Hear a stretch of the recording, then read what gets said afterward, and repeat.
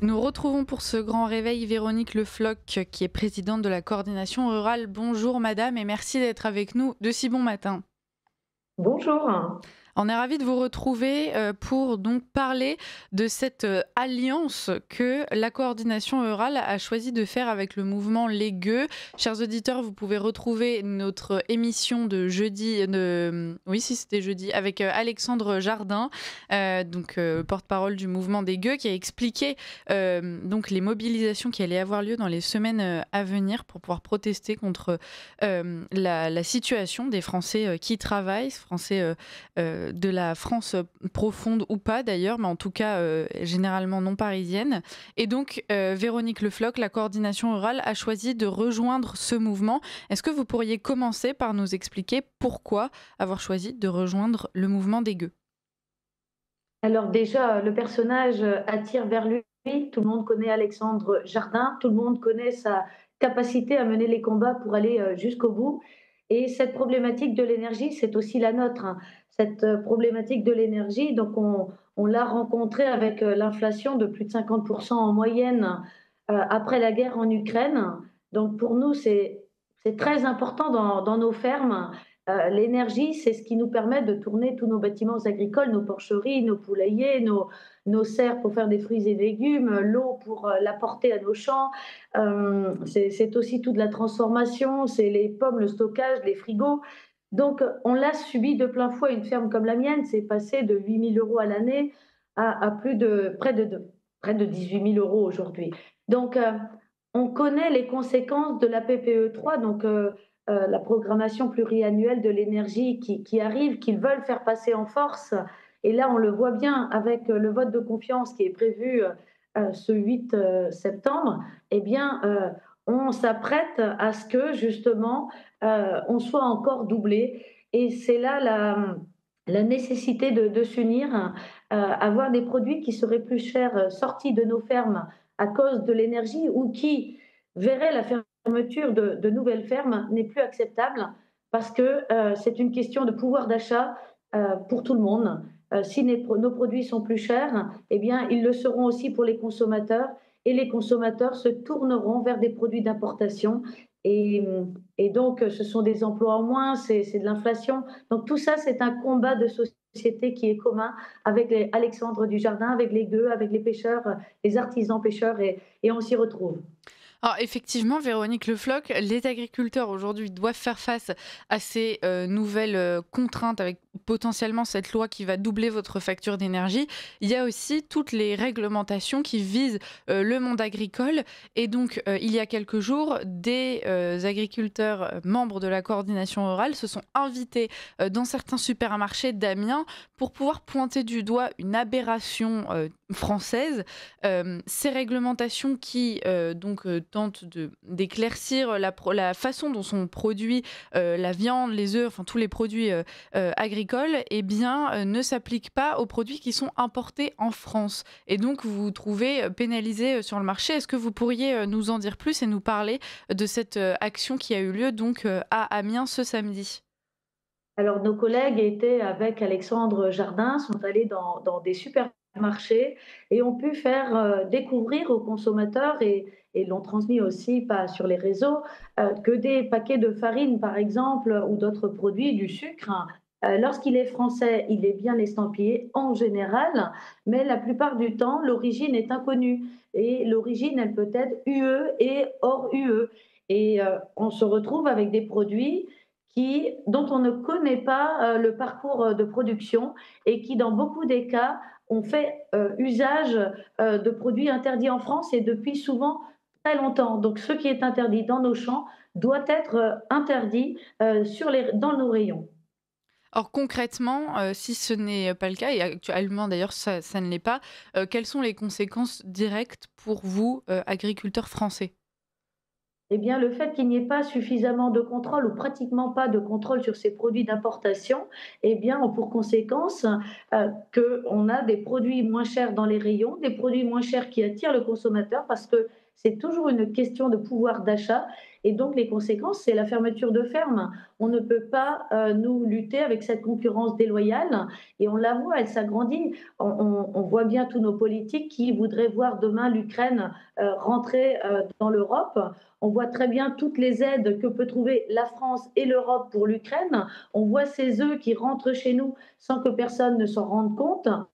Tout le monde est en train de viser, ou beaucoup visent les agriculteurs français parce qu'ils jugeraient que notre modèle n'est pas bon. Mais qu'est-ce qu'un modèle avec 10, 15 000 poules quand il s'agit de petits projets ou même 60 000 poules alors qu'ailleurs, il y en a plus de millions dans le même bâtiment. Et là, on va acheter ces œufs, on va acheter ces produits et là, tout le monde ferme les yeux.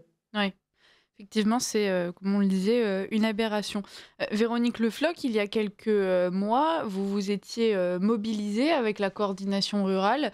Il y avait eu ces grosses mobilisations, d'agriculteurs qui étaient montés, jusqu'à Paris pour réclamer justement, des solutions et des prises de position claires de la part du gouvernement. On avait vu à ce moment-là, différentes réactions de la part du Premier ministre, de la part d'Emmanuel Macron.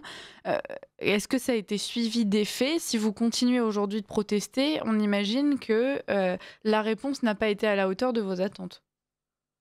Alors tout à fait et si nous, à la coordination rurale, on vous rappelle les premières réactions, non pas du ministre, hein, mais du ministère de l'intérieur, eh bien on se souvient nous, agriculteurs de la coordination rurale, des blindés qui sont venus face à nous. Parce que justement, quand vous avez raison, il faut à tout prix vous repousser, vous faire reculer. Alors on ne reculera pas parce que il y a cette PPE 3 qui nous lie avec les gueux, mais il y a aussi tous les autres décrets qui devraient sortir suite à la loi du plomb qui, même si elle n'est pas satisfaisante en totalité, mais ce qui est acquis devrait être traduit dans les textes, et là, ce et cela avant le 8 septembre. Donc si ce n'est pas le cas, ça veut bien dire qu'ils n'en ont rien à foutre, ni de nous, ni de personne. On ne veut plus d'agriculture française, on ne veut pas des 6-7 emplois qu'il y a derrière chaque agriculteur, on ne veut pas consommer français, on ne veut pas acheter français, on veut tout simplement des produits d'importation et peut-être demain l'importation d'un système social dont personne ne veut. Le Mmh. nôtre est exemplaire et on va peut-être le sacrifier par nos choix de consommation. Donc, c'était vraiment le message avec Alexandre Jardin dès la foire de Chalon vendredi dernier. Dès le 29 août, j'agis, je pense à mon emploi, je pense aux emplois de mes collègues, aux emplois de mes enfants. Voilà le message. C'est tous ensemble, c'est lutter contre cette politique qui finalement est faite pour écraser les gueux que nous sommes tous, ou à la base du moins. Ouais. Alors on va y revenir, Véronique Le Floch. Je rappelle que vous êtes donc la présidente de la coordination, rurale. Chers auditeurs, restez avec nous. On parlera de François, Bayrou à 7h25 avec Christophe Boutin. Mais pour le moment, continuons, cette discussion avec Véronique Le Floch. Vous le dites madame, effectivement, on a la sensation que cette caste parisienne n'a pas réellement envie que les choses changent. Aujourd'hui, vous considérez que vous êtes, finalement dans la même situation que énormément de Français et c'est la raison pour laquelle le mouvement des gueux a choisi de fédérer les différents corps de métier. Il y a aussi les pêcheurs. Enfin voilà, on va essayer de recevoir un représentant de chaque syndicat dès que nous le pourrons. Comment est-ce que vous vous positionnez justement vis-à-vis des autres corps de métier et des autres protestants? Et bien déjà dire que oui, rien n'a bougé. Enfin, nous, au niveau agricole, on voudrait nous faire croire qu'on a eu une loi d'orientation agricole, une loi pour le renouvellement des générations. Or, aujourd'hui, il y a moins de jeunes à s'installer qu'il n'y en avait avant. Donc, ils n'ont rien fait pour qu'il y ait des jeunes ou des moins jeunes à rentrer dans notre métier. Donc, au niveau de toutes les associations qui peuvent justement aujourd'hui être réunies ou chacune œuvrer contre cette PPE 3, eh bien, on agit tous pour notre pouvoir d'achat. On agit pour l'environnement parce que quand il s'agit d'exploitation qui, elle, agit individuellement et en faisant le maximum pour préserver son outil de travail, donc l'environnement, eh bien là, on est face à des projets, des méga projets qui vont jusqu'à détruire toute une biodiversité, qu'elle soit marine avec toute cet éolien marin. Et on sait aussi les substances qui sont déjà mises en avant par des substances négatives par centaines. Une l'Ifremer parle de 228 substances qui pourraient justement dégrader ou impacter notre milieu marin. Donc là-dessus, nous sommes tous solidaires. Nous sommes là pour l'avenir de nos enfants et pour la préservation de nos emplois parce que justement, c'est encore une fois une lutte, une concurrence déloyale qui nous est imposée et au détriment de toute notre économie. Alors, on imagine qu'il y a aussi un changement de mentalité, général, à opérer dans la société. Faire comprendre aux Français, mais qui en ont déjà conscience, que leur façon de consommer a une influence directe, sur l'économie du pays, en tout cas, sur, la survie de nos agriculteurs français. Aujourd'hui, il y a quand même, l'idée qui est, communément répandue que, ça coûte extrêmement cher de pouvoir acheter, ces produits, français. Vous le disiez vous-même, si cette loi PPE3 passe, le prix va à nouveau exploser. Est-ce que vous auriez un message pour ces Français-là qui peinent déjà probablement à payer leurs factures d'électricité et qui en même temps se retrouvent bien désolés de ne pas pouvoir consommer comme ils le voudraient pour pouvoir encourager cette agriculture nationale? Eh bien, 2 choses. On aspire tous à consommer davantage, mais davantage français. Ça, c'est une chose. Maintenant, dire que c'est plus cher, je pense que, si on agit tous auprès de, nos parlementaires, hein, qui sont, pas loin de chez nous, pour leur dire justement qu'à un moment, d'autres pays savent le faire. Ils savent taxer nos produits qui rentrent chez eux. Donc qu'est-ce qu'on attend? Qu'est-ce qu'on attend pour cette préférence nationale? Qu'est-ce qu'on attend pour, mettre en place des mesures qui ne permettront pas de faire rentrer ces produits. Si ces produits ne rentrent pas, on ne les achètera pas. On ne les achètera pas.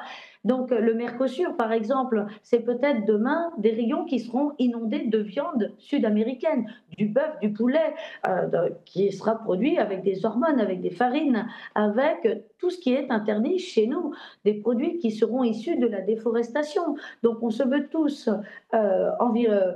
écologistes, hein, et après on va privilégier des produits qui auront voyagé plus que n'importe qui, n'importe quel citoyen français. Donc soyons un peu logiques, hein, et essayons auprès du gouvernement de se dire que si des économies sont faites parce qu'on n'aura pas consommé ces produits, des économies qui seraient faites en point de vue santé, eh bien qu'ils soient réorientés vers le pouvoir d'achat. Parce que là aussi, on n'imagine pas les impacts de ces produits dont on ne connaît pas le parcours de production, les effets sur la santé. Et c'est démontré, il y a des études qui le montrent, c'est en milliards d'euros les conséquences. Donc je pense qu'il faudra mieux consommer moins, Mmh. plus direct, issu de nos fermes, de nos producteurs, et avoir un effet direct qui lui aussi a de la valeur, mais en tout cas un effet direct sur notre santé. Ouais, chaque Français est directement concerné, effectivement. Il nous reste moins d'une minute, Véronique Le Floch. Nous allons conclure ici, mais on vous réinvitera prochainement. Donc non seulement pour parler de la situation des agriculteurs, évidemment, mais aussi pour parler de votre mobilisation avec les gueux qui, on l'imagine, ne fait que commencer. On vous souhaite bien du courage. Vous transmettrez ça à vos collègues. Et puis donc à très bientôt sur nos ondes. Les auditeurs seront contents de vous retrouver. Merci Véronique Le Floch.